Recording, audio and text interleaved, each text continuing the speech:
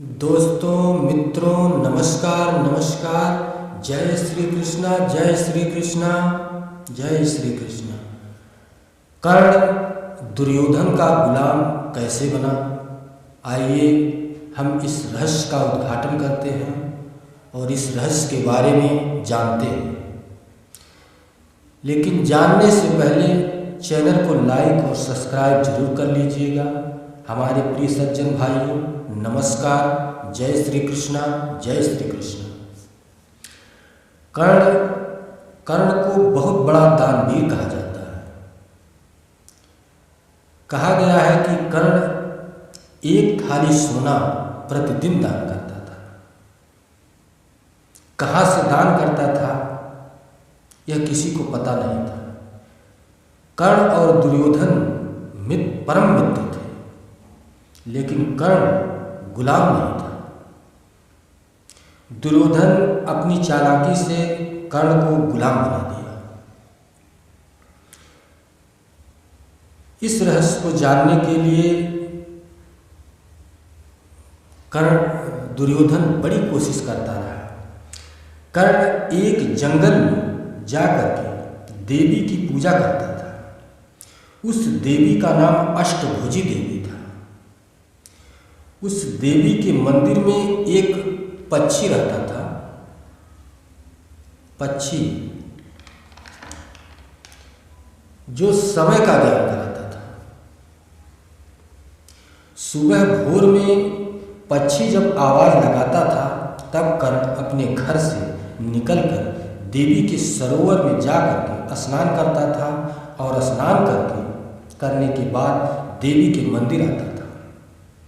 मंदिर में जाकर देवी की मूर्ति के सामने तेल से भरी हुई कढ़ाई आग की ज्वाला से तेल खौल रहा था। तब कर्ण उस खौलते हुए तेल में जाकर बैठ जाता था और मर जाता था। उसके बाद अष्टभुजी देवी प्रकट होकर अपने एक अंगुली से अमृत निकाल कर छिड़क देती थी। तत्पश्चात कर्ण जिंदा हो जाता और देवी एक थाली सोना देकर चली जाती थी। वही सोना कर्ण दान करता था। एक दिन दुर्योधन ने सोचा कि इतना सोना कर्ण को कहां से मिलता है, इसका पता लगाया।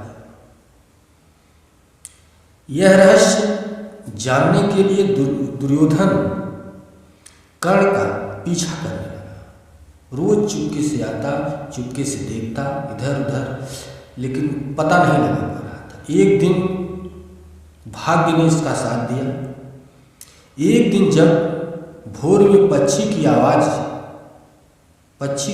आई तो कर्ण उठा और जंगल की ओर जाने लगा। तब दुर्योधन भी छिपे छिपाकर पीछे पीछे जाने लगा।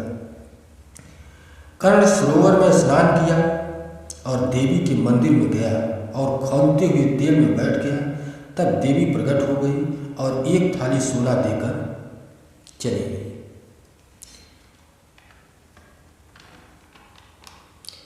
दुर्योधन यह सब छिपकर देख रहा था।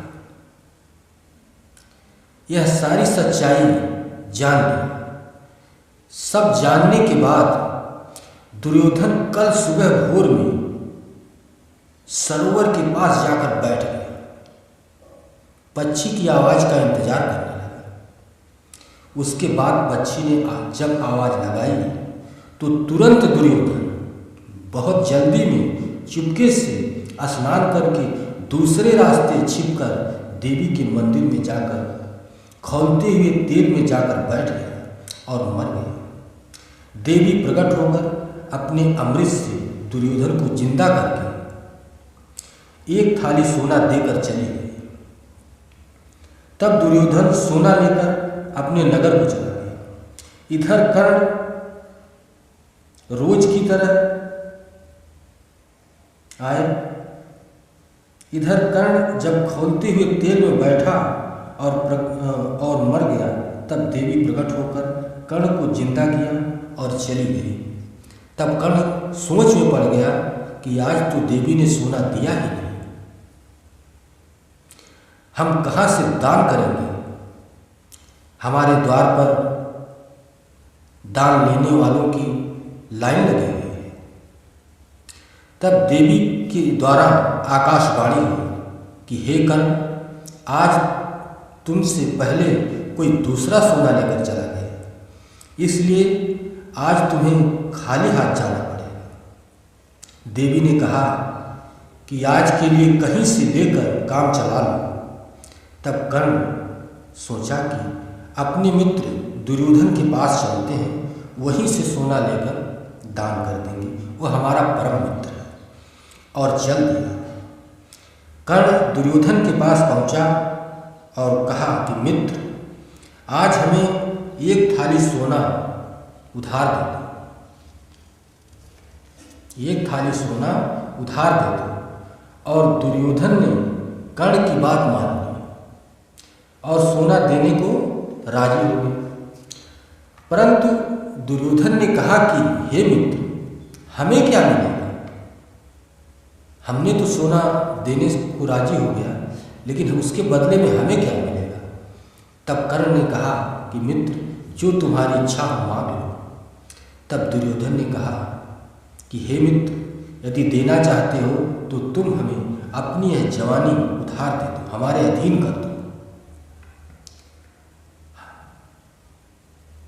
तो तब कर्ण ने कहा, हे मित्र, आज से हमारी जवानी तुम्हारा गुलाम रहेगी, तुम जैसे इसे इस्तेमाल करो। इस तरह कर्ण दुर्योधन का गुलाम हो गया और महाभारत युद्ध में कर्ण अधर्म का साथ दिया, पाप का साथ दिया और अर्जुन के हाथों युद्ध में मारा गया।